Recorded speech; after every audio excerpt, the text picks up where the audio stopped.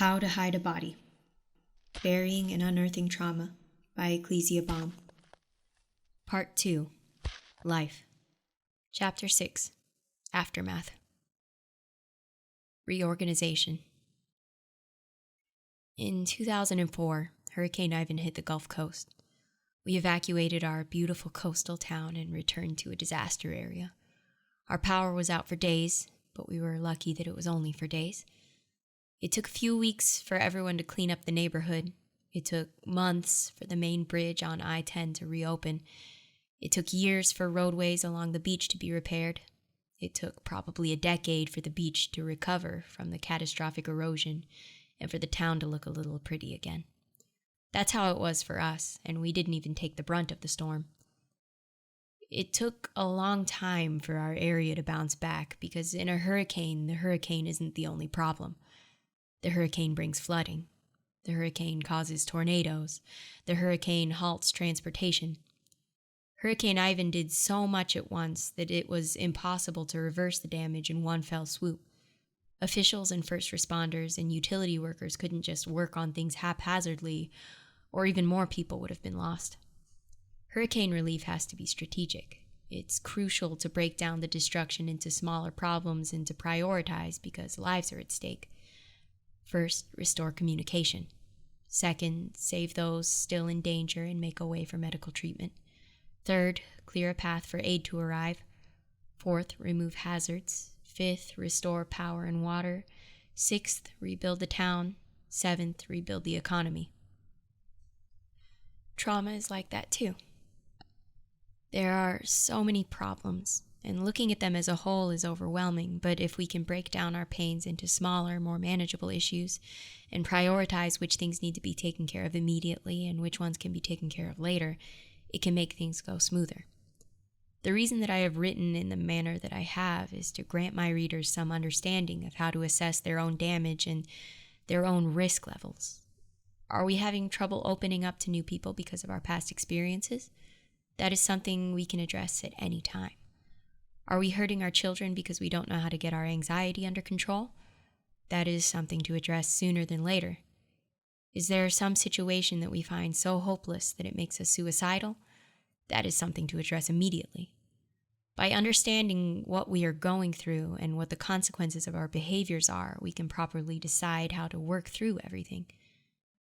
But I am a big believer that we do need to work through everything. Any wound we leave unaddressed is a weak spot that can get infected later. Even if we approach it strategically, it's still a daunting task. Moving on is a process, and it is not necessarily linear or unstoppable.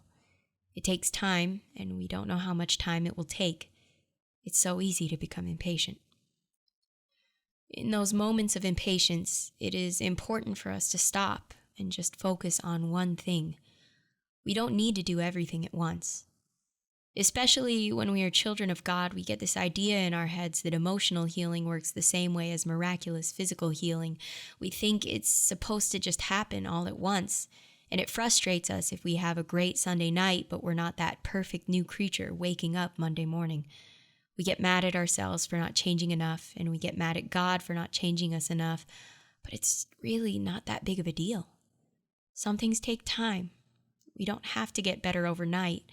You don't have to have your life figured out by the time you finish this book. I don't need to have my life figured out by the time I finished writing it. Let's be merciful to ourselves. I am a high-strung person, and I know it. I know I am like this, and I've been actively working lately to make my life a little less demanding. Anxiety has essentially been my baseline for existence, and in order to survive, when I have a lot of different stressors vying for my attention, I've had to learn to breathe and tell myself, one thing at a time. Look over your life piece by piece. What is the most important thing to do now? What do you have the strength to do now? What has a deadline? What do you need right now? Do you need to prevent dire consequences? Do you need space? Do you need the sense of accomplishment that you could get from completing a small task? Do you need sleep? When was the last time you ate? Go through your needs piece by piece. Pick the ones that are most important to you at this moment. Work on those and set the other pieces aside for now. When you get the more imminent pieces in order, then look over the others again. We don't have to do it all right now. It's okay to just try our best and not worry about how long it may take to rebuild ourselves. Support. Rebuilding takes assistance, and assistance from the right sources. We need wise counsel in our lives to help us through our trauma. I keep saying it, and trust me, as something of an introvert, I don't like admitting it, but humans are social creatures. We need other people. Quite frankly, we get crazy on our own because there's no one around to keep us in check. A president with no checks or balances loses the traits of a president. A saint without a preacher loses the traits of a saint. A person without company loses the traits of a person. Without other people, we lose the point of reference on which our entire worldview is founded. We need someone to pull us out of our own thoughts and show us our situation from different perspectives. That's a little unfortunate because it seems like at the center of most traumas there is a person involved. How awful for the thing we fear the most to be the thing we need the most. How frustrating that we can only get perspective by exchanging relief. But it's not all bad. I'm not saying that our walls have to come down completely, only that we need to install doors. We don't need to open up to everyone. Just finding a few people that can help us is life-changing. As far as finding people whose counseling we can rely on, there are options. Perhaps a licensed therapist, perhaps a friend or mentor. The main thing is finding counsel that is wise. How can we tell if someone is wise? One does not learn from someone who is incapable of learning because they are incapable of teaching. They don't even know what it means to be taught or to teach. Wise people continue to learn. If one cannot stand to be wrong, cannot ever admit they were wrong, cannot ever apologize, they are not wise. Wise people fear God. If one cannot fear God, they are not wise. How can they be wise if they don't even understand the terms of our existence? We need to try to use some wisdom as well. We should consider whether others are helpful to us or not. While we shouldn't base our social circle on how useful people are to us, we do need to be selective with our confidants. One does not turn to a current drug addict to find good coping strategies, or to a brooding nihilist to find hope, or to a heretic to find faith. It's important to remember that we can't just recklessly pour our souls into one person and expect them to carry the weight of our burdens for us. We need to understand our audience, so to speak. Not everyone can handle everything. Just as we have days where we feel that we can't take on any additional emotional weight, other people do too. A family member can give us the safety and comfort of familiarity on days that we feel small, but they can't always handle the particulars of trauma like a therapist can, because they are close enough to us to be traumatized simply by knowing. A brother or sister in the Lord can support us in our day-to-day life with their confidence and their friendship, but they aren't equipped to handle the same level of spiritual warfare that a pastor or pastor's wife can handle, or advise us with the same care and liability as someone whose salvation is tied to our own. No one is able to shoulder it all like God can. It's important to understand that we don't need to tell any one person everything. We do need to acknowledge and discuss our feelings, but it's okay to keep some things between us and God. Just because we've experienced trauma doesn't mean we are no longer eligible to maintain some privacy. We owe full disclosure to no man. There are always going to be places that are shared only by us and God. That being said, we need the counsel of God. That can be an unpleasant notion for us, considering so many of our problems and pains originate from our inability to trust God, but we need to realize that there are things that we can only tell God. No one can fully comprehend what we're going through like He can. No one can patiently give an ear to our deepest thoughts and pains like He can. No one can stomach the gory details like God can. No one can speak to us like God can. God's word is life-giving and faith-building, the ultimate antithesis to our raging and our despair. It is the vehicle of creation that causes things to spring into being in the void and causes things to be created in us. It is a light that directs us, a blade that dissects our motives. If we are not listening to God's word, whether through the preaching or teaching or personal study or prayer, we are not just stagnant, we are in danger. We are rats in a maze with no clear idea of what we're in, much less how to get out. Preaching is often discredited, perhaps because so many preachers are bending their knee to the spirit of the world and the whims of society, and perhaps because so many so-called preachers pervert the gospel. Still, preaching is essential. The word of God that leads to hearing and then to faith is dispensed by preaching. In fact, we can't be perfected as saints of God without apostles, prophets, evangelists, pastors, and teachers. For those of us who have trust issues, the necessity of these ministries is a hard pill to swallow, especially when it comes to pastors. Maybe we're all right with a teacher because they don't seem to be high-ranking or involved enough in our eyes to be able to change us or to cause us to be accountable. Maybe we're all right with an evangelist because they'll preach and leave. Maybe we are even okay with apostles because the pastor of the pastor doesn't deal with us directly, and maybe we're okay with prophets because people don't just prophesy to us all the time, but we struggle with pastors. The word pastor is the Latin word for shepherd and describes the position of a leader who leads a church in a manner that is comparable to a shepherd guiding sheep. That is, they are the one determining the direction of a church, directly addressing and interfacing with church members on a consistent basis, and looking out for the well-being of their congregants. Because of the face-to-face nature of a pastor's ministry, and because of their own responsibility to be invested in our well-being, they are the most likely to disrupt the unhealthy routines and mindsets we've become comfortable with. They are the most likely to be the vessels that God uses to tell us that we're not okay, which is a concept that threatens the delusions with which we coddle ourselves. We may feel exposed, angry, confused, betrayed, singled out, insulted, etc., not because they are exposing, provoking, bamboozling, betraying, singling out, or insulting, but because we are not prepared to hear the truth. The defensive are more likely to take offense. In reality, of all the ministers in the fivefold ministry, the pastor is the one that someone suffering from trauma needs the most because of the consistent and personal nature of pastorhood.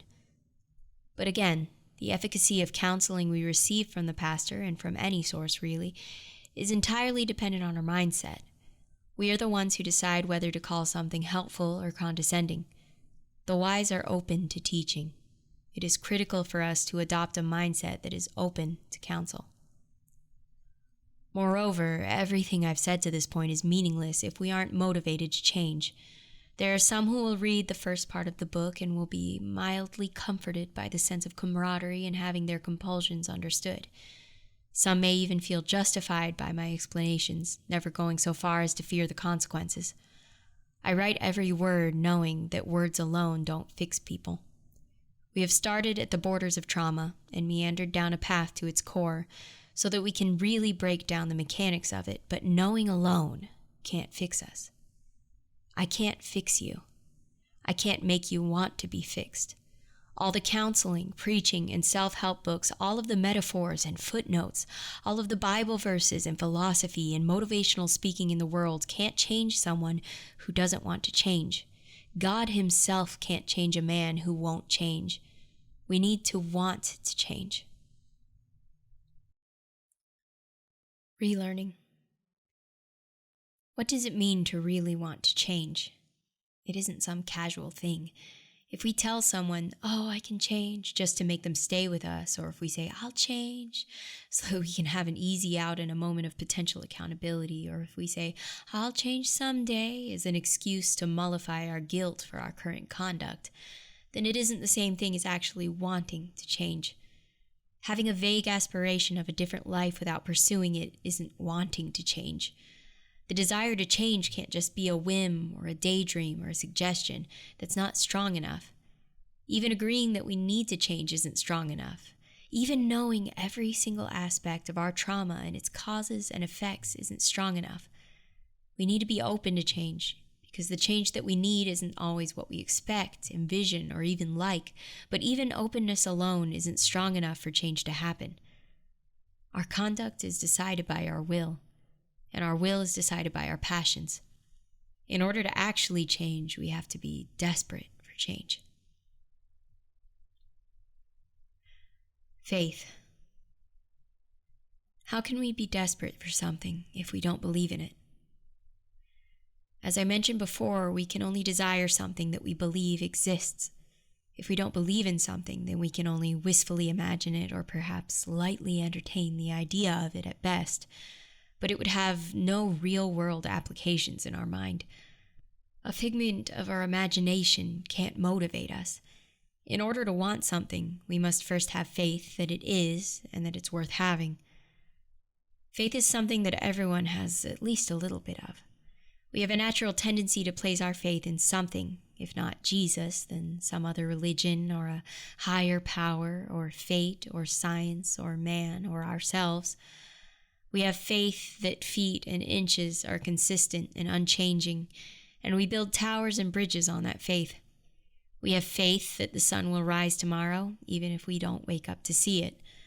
We have faith in our own ability to reason, even though it may possibly be our downfall. Even those that we consider to have no faith still have some faith in God.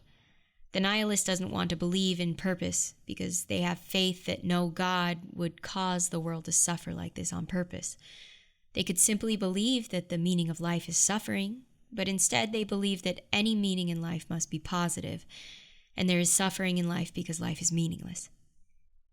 If they ever came to a deeper understanding of God's will and the way that man can choose to follow it or abandon it, believing in God's benevolence would be easy because they believed in the concept of a higher purpose all along. The nihilist may be hurt and may be tired, but they have a measure of faith. The agnostic has faith that the concept of God is incomprehensible. They could simply believe that God can't exist or believe that he exists in some tangible and accessible way like a golden calf or a statue in a temple, but they instead believe that any God must be holy and that they cannot sense him because he cannot be known. If they could ever learn to sense with their soul instead of their earthly senses and intellect, believing in God's existence as a transcendent being would be easy because they believed in the concept of a transcendent God all along. The agnostic may be underwhelmed and may be confused, but they have a measure of faith.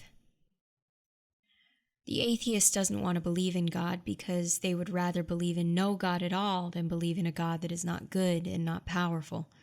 They could simply believe that God is real and that he is cruel, or that he is real and he is a figurehead, but instead they choose to believe that any God must be good and powerful, and there are no miracles or goodness in the world because there is no God. If they could see how God's goodness manifests and could see the demonstration of his power, believing in a good and powerful God would be easy because they believed in the concept of a good and powerful God all along. The atheist may be arrogant or may be angry, but even they have a measure of faith. What a relief it is, then, to have known all along that God is by definition good and powerful and holy and benevolent, and to have that last bit of misunderstanding stripped away to expose the reality of God's existence. What a relief to push beyond the realm of disillusionment and recapture the measure of faith that even our cynicism couldn't compromise. With that being said, everyone has the capability of faith and that predisposition to faith, even self-proclaimed doubters and cynics, but not everyone can utilize faith effectively. It is a language we have the ability to learn, but one that we don't all become fluent in. Why? Often, the security of people's lifestyle diminishes the need for great faith.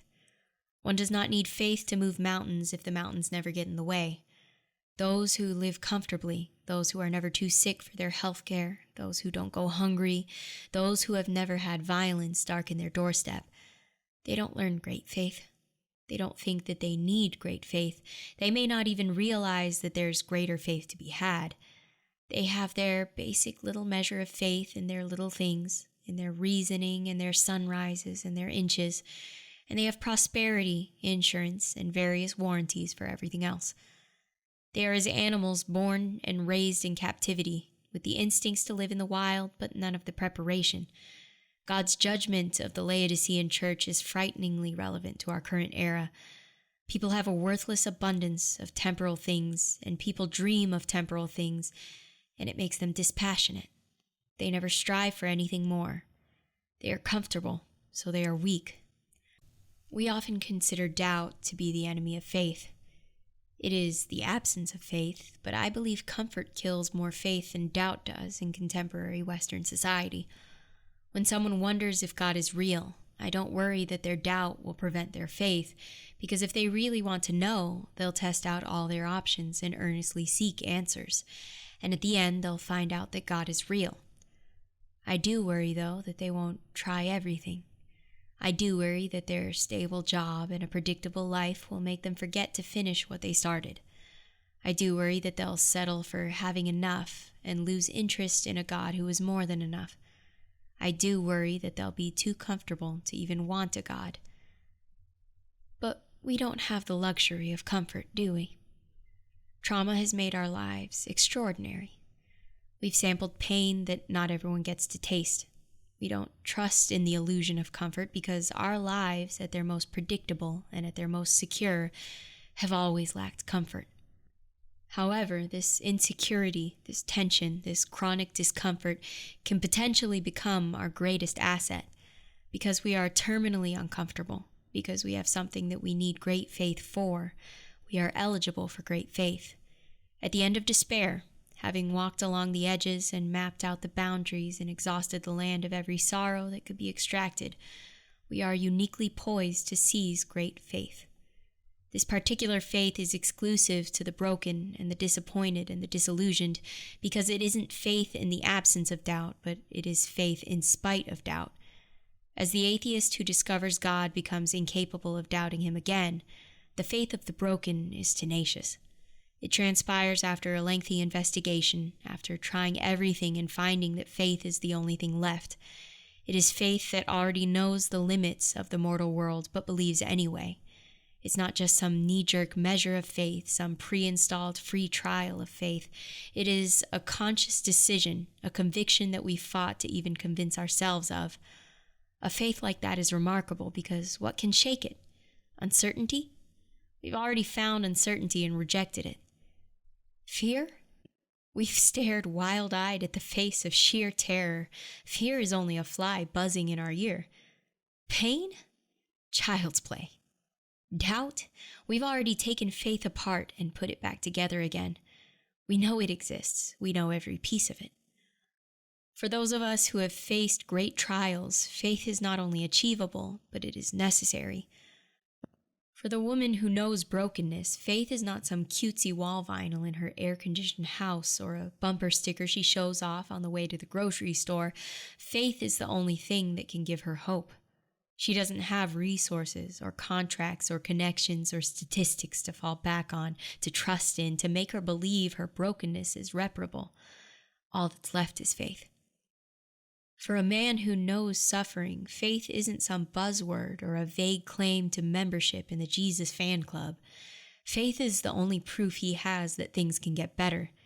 The things he hasn't seen, his future, his God and his plans, his purpose in life, have never been proved by worldly evidence. Nothing else in life assures him brighter days. All that's left is faith. The things that everyone says, that'll never happen to me about, they've happened to us. The odds that forecasted a favorable outcome, they were against us. The systems that other people rely on to fix them, they failed us. The laws that are supposed to stop bad things from happening, they couldn't protect us. We have archives of sad stories to tell us the ways that our downfall can come, volumes of tragedies whose early chapters we've already started to mirror, people that are ready to disdain us or give up on us or pity us or look down on us for the rest of our lives. What will make us believe our brokenness is reparable? What can prove to us that things can get better? There is nothing but faith. Hope. How can we be desperate for something if we can't envision it? For those of us who have survived trauma, faith can't just be an empty claim or a mission statement or a belief in the expected and the precedented. Our faith has to make room for hope, or it's not going to be enough to save us. Hope and faith are different things. Faith is believing that something is capable of happening. Hope is wanting something specific to happen. Still, the two are so closely linked that hope doesn't exist without faith, and faith barely exists without hope, if you can even still call it faith. Hope without faith isn't hope, it's a pipe dream. After all, faith is the substance of things hoped for, so without faith, hope is unsubstantial. That is, it's imaginary, it's not even real. Sometimes we say the word hope too lightly, as though it's synonymous with a nice thought. A man says he hopes to win the lottery, but he knows the odds are against him, so he never buys a lotto ticket. If he doesn't buy a lottery ticket, when does he expect to win? What is his so-called hope? His hope is nothing. I'm not endorsing the lottery, but I'm making a point. If we don't believe something can happen, then we won't do anything to make it happen, no matter how nice we think it would be if it happened. We must recognize that our vague hopes are no better than daydreams if we don't have the faith to flesh them out. On the flip side, what is faith without hope? As I stated before, faith is the substance of things hoped for and the evidence of things not seen. Our faith is measured not only by the unseen things that we can believe in, but by the things that we hope for as well. Based on the things that we hope for, how much faith do we really have? Faith without hope is barely faith at all. One could simply call it resignation. What are we having faith in if we don't look forward to anything? It's only faith in the present, faith in what we see, faith in what we have seen, faith in immediate things. A man of resignation has no dreams. He is fine with his lot in life. Because he is resigned to his lifestyle, because he has no goals in mind, he will never have more in life.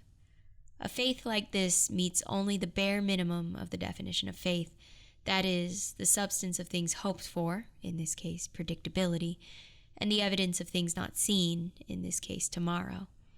It hopes for something, it is evidence of something, but both of those somethings are hardly anything at all. What kind of faith does our hope create? At the end of another day, in a series of dark days, what makes us decide to see what another day will hold? Now, the hopes that result in resignation may sustain us for a while. With resignation, we tell ourselves that tomorrow may be dark, but we can survive dark days. Those who are resigned believe in the concepts that they've witnessed and the things that they've experienced. They only have faith in precedent, and only in the repetition of observed patterns. The only unseen thing that they have evidence for is that tomorrow will follow the same patterns as the days gone by. The only hope that they have is the hope that the patterns that they've observed and the things they've experienced are really indicative of the way that the world really works.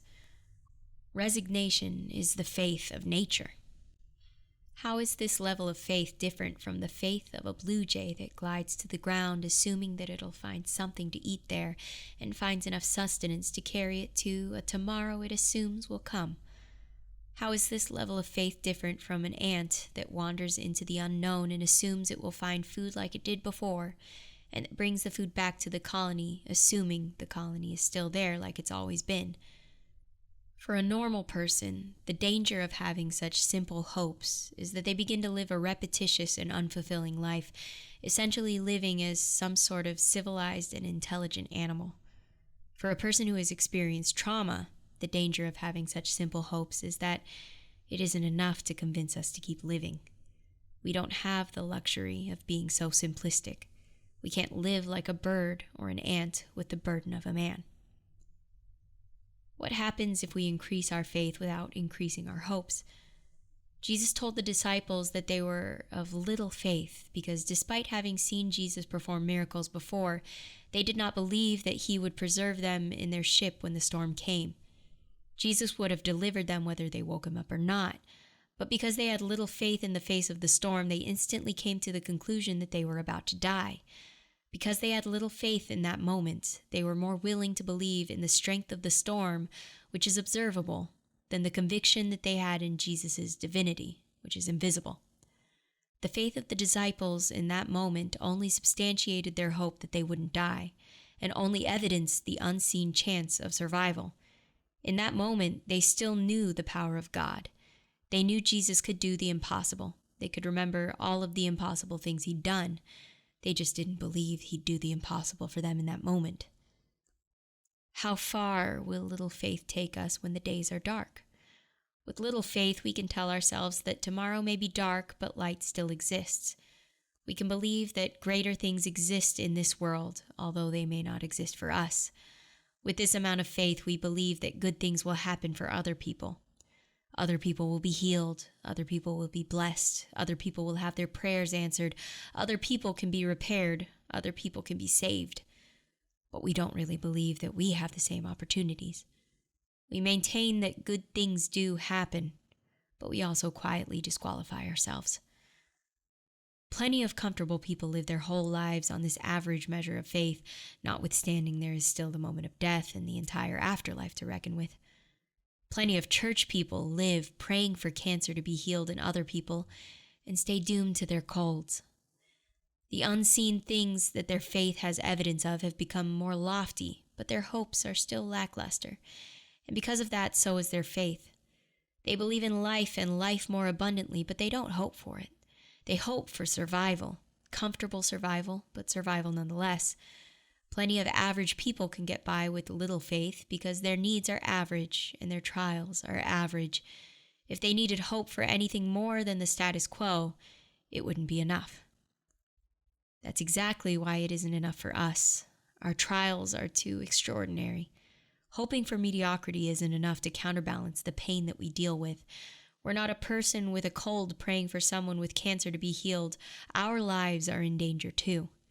If we believe for all things but hope for nothing, nothing will happen. With great faith, though, amazing things can happen. Great faith is the only faith strong enough to pull us out of the realm of mere survival into abundant life. But for faith to do the things that we didn't think were possible, we must hope for the things that we didn't think were possible. Abraham faced a choice we can't even comprehend. On one hand, Abraham had the promise that his lineage would be established and bring forth a great nation. On the other hand, God wanted him to sacrifice Isaac, his miracle child. If Abraham exercised only resignation, he may have resigned himself to sacrificing Isaac, understanding that sometimes the fickle, cruel gods of the old world demanded child sacrifices, and hoping to bear with it as well as any other father of a sacrifice, forgetting the promise of his seed being established. If Abraham exercised little faith, he may have maintained his belief that he would be the father of nations and simply accepted the fact that Isaac was not part of that promise. However, Abraham had great faith. When Isaac asked Abraham where the sacrifice was, Abraham told Isaac that God would provide himself a lamb. Abraham believed in the unseen provision of God. When Abraham drew the knife, he did so believing that God could save Isaac's life and that God would still make Abraham a great nation through the lineage of Isaac. Great faith moves us beyond the land of resignation. The days are dark, but I'll live through another because I evidently can. Beyond belief in the possibility of change. The days are dark, but I'll live through another because I still believe in light. And into a place where we can dream. The days are dark, but I'll live through another because I can imagine a brighter day, and that day could be tomorrow. Great faith allows us vision that keeps us from perishing, because it comes with hopes great enough to outweigh our fears. When we have great faith, we are hoping for not only survival, not only the principles and promises of God's word, but for specific things for our lives. We hope for great things. But what great things are we supposed to hope for? Before answering that, I must address one thing. We are often told that everything happens for a reason, and it's really true. I'm not going to try to glamorize trauma as some necessary step in the beautification of our soul, however. Quite frankly, sometimes the reasons are stupid. Sometimes the reason things happen is because another person decided to cause pain, or because we were at the wrong place at the wrong time, or because two people didn't understand each other. Sometimes the reason people die is because people don't live forever. The Bible doesn't say that everything that happens to us is good, or even that the things that happened were the result of someone's good intentions. It just says that it is for our good, and it is only for our good if we love God. Yes, Some of the bad things that happen to us can be expressly for a grand and glorious purpose, like the way that Joseph's brothers selling him into slavery set into motion the salvation of the Hebrews from the coming famine. But let no abuser ever console themselves thinking that their offense has instilled a grand purpose in us. Let no evildoer justify the evil they did to us. Joseph and his brothers learned to see the providence in what happened to Joseph, but Joseph's brothers didn't hold their heads high as ministers of God's will. They were repentant. The fact that God used Joseph's slavery to elevate him to a place where he could save God's people didn't change the fact that his brothers had thought evil against Joseph. It was not the treachery of Joseph's brothers that elevated him in the Egyptian government, but it was Joseph's obedience to God. In addition, it was not for Joseph's brothers, who were saved by God's providence, to decide that Joseph's misfortune was used by God, but it was for Joseph to decide. Joseph's brothers hurt him without reason, but the situation became meaningful. There has to be a distinction between reason and meaning. Everything that happened to us is not necessarily reasonable in the sense that it had a good reason for happening, but everything can be meaningful. When people say that all things happen for a reason, it's not always in the sense that everything that happened to us was required per se. It is them encouraging us to change our perspective and be open to the idea that everything has a potential purpose. Everything can be purposeful and meaningful. That being said, we are the ones who determine the meaning of our pain. We don't look at it that way, but it is absolutely the case. No amount of God meaning for Joseph's misfortunes to lead to the salvation of Israel matters if Joseph gives up. Although God has an expected end for us, and God has things that he intends for us, the narrative we build around our suffering is a self-fulfilling prophecy. The choices we make in the aftermath of trauma and the beliefs that we hold directly influence the way we live and whether or not our pain is a catalyst for change or a death sentence. Pain is supposed to be a signal that something needs to change. We can heed the call to change and take steps to let our wounds heal and learn to wield the unique wisdom that comes with being wounded and surviving, or we can ignore the call to change and succumb to our wounds. Peter and Judas weren't so different in the sense that they both betrayed Jesus in ways that Jesus predicted. Peter denied knowing Jesus 3 times for the sake of escaping the scrutiny of the public, even though Jesus himself warned Peter that it would happen. And Judas betrayed Jesus to the Romans, as Jesus both expected, planned, and allowed. Both of their transgressions were acknowledged by Jesus, and both of them acted in traitorous ways.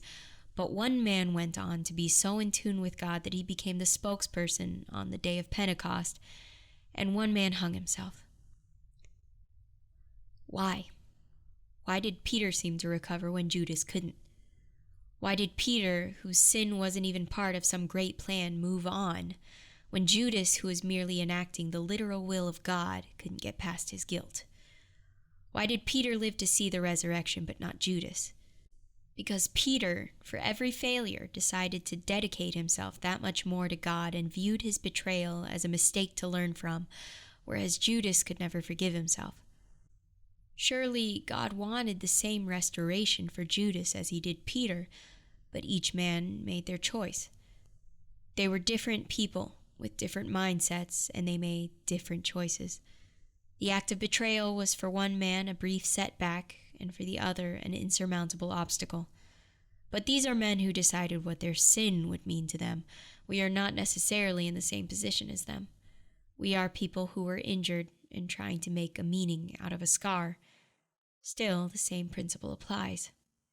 In the Old Testament, Judah and Naomi lose their spouses and their 2 sons, but why does Judah's relationship with his twice-over daughter-in-law Tamar devolve into a drama straight out of a Dr. Phil episode?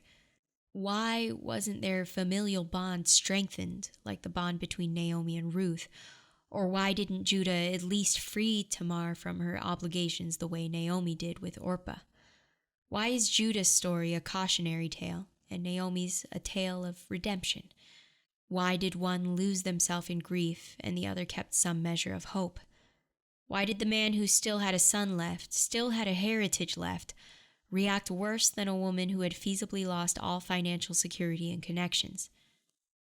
One can't be certain why such similar losses affected them so differently, but one thing is sure. The choices that Judah and Naomi made decided their story and decided what their loss meant for them. Judah could have acted honorably to begin with, and at that moment would have been an inspiration. Conversely, Naomi could have lingered in Moab and died sad and disenfranchised, or perhaps she could have returned to Israel alone, never to be restored. Nonetheless, they each chose whether it was to suffer or to hope. Even in cases where suffering was for an express purpose, meaning is only given to suffering based on the sufferer's choice. Jesus and his disciples came upon a blind man, and the disciples asked Jesus whether his blindness was a punishment for his parents' sins or for his own sins. Jesus said that it wasn't a punishment, but that he was blind so God could heal him. Still, even though it was God's will, the blind man could have refused the healing. If the blind man had done nothing, it would no longer be for God's glory. It would be in vain. He would be sitting there blind for no reason.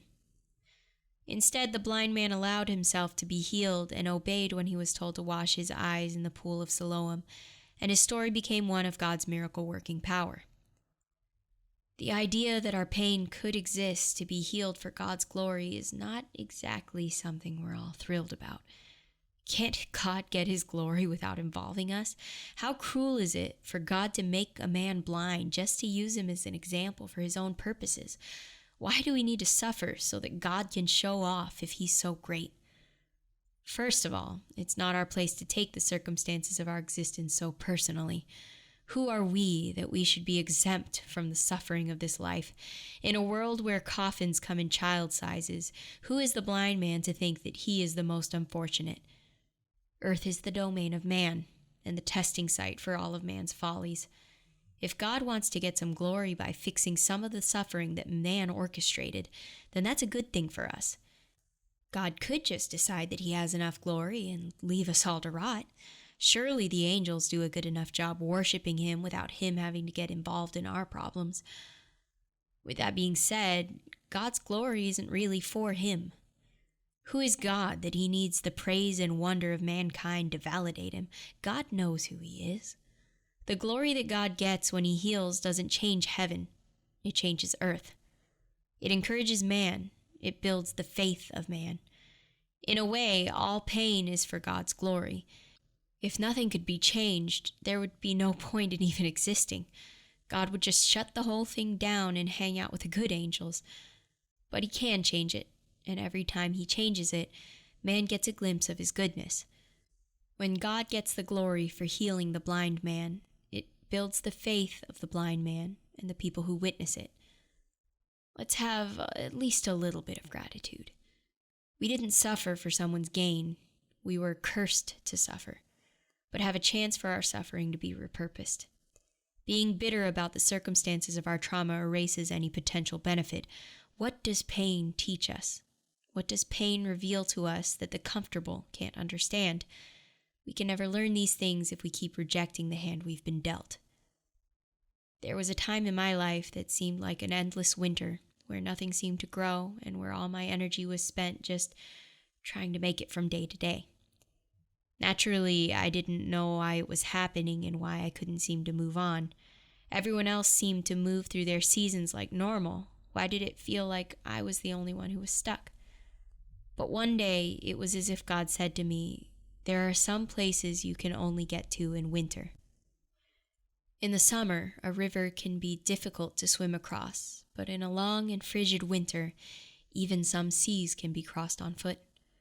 We may hate the winter we've gone through, but it allows us to access places and to come to conclusions that can't be comprehended or appreciated by people for whom spring always comes early.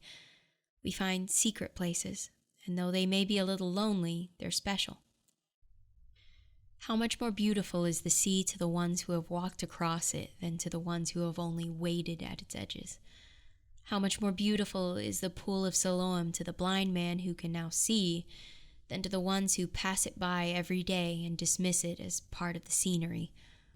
Are we the blind with the opportunity to see, or the sighted who have had our sight temporarily stolen for the glory of God? In our minds, are we God's witness or his guinea pig?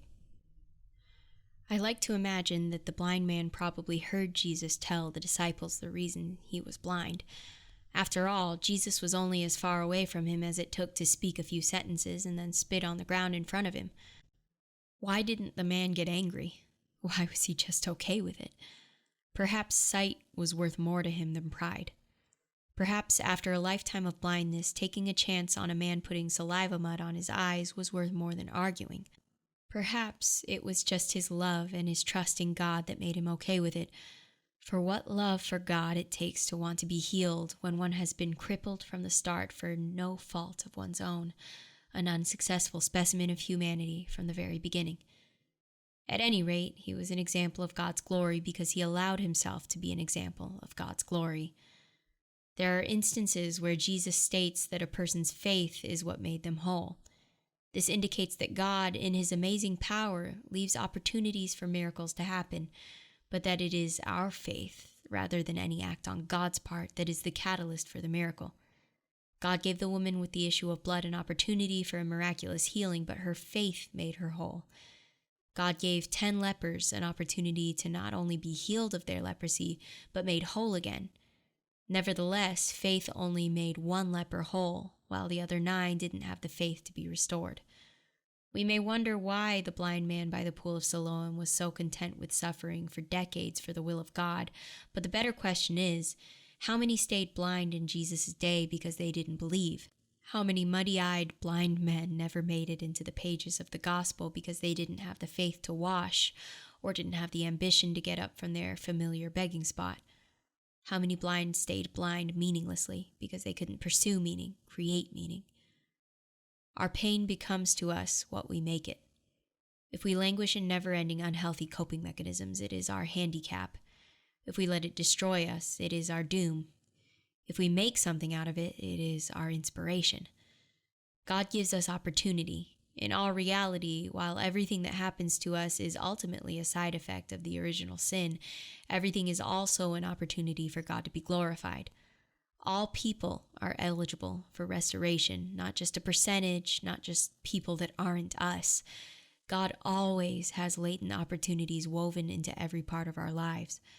Without God, everything in our lives can be to our hurt, even the things that read like prosperity and happiness on paper. With God, everything in our lives can be for our good, even the things that seem horrible. Regardless of just how senseless our suffering seems, we can create something from the pain inside in order to recontextualize that pain as something positive, because the potential for positive to be created is always there. People tend to associate the act of creation with feats of art or with mastery of a craft. While these are contexts in which man creates, they aren't the only contexts. Maybe we aren't painters or musicians or writers that can communicate our feelings through media. If we do, fine, but if we don't, there are thousands of other ways to rework trauma into inspiration. There are so many things that we can create.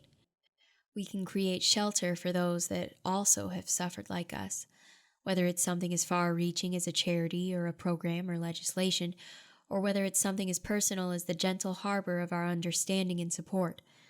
We can create ministries, testimonies, homes, families. We can create love.